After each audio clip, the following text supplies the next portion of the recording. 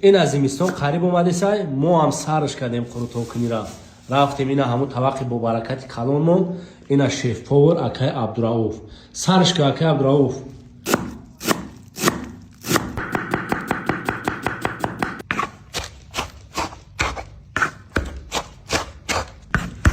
چکیدن همین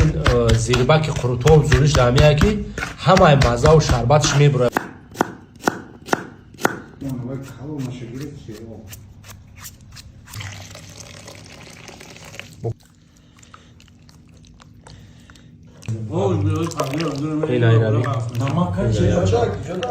قروتو وقتو محصولات زوری بروش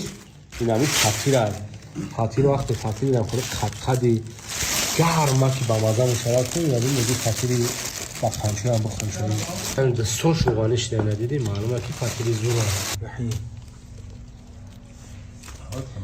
ایره هیچ کنون ایفامه که شکرها یا قروتو و پن قشیده نکده هاي نمبر واردی آیا نمبر واردی فروغش کدگی قزیقشن هم جای دیگو قروتو باید دست بودی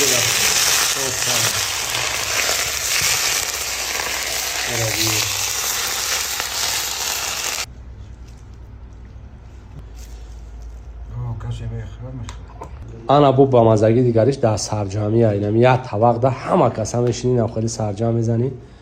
بو مزه دیگه دورا بچه که یکم رو اومده خوش اومدین دوستان عزیز این همی بعد قروتوی روغنی را خوردن با شیرینی نفور حکومت توصیه میتونم محصولات وطنی فابریکه شیرین این همه وقت در دسترخوان ما هسته واقعا با مزه.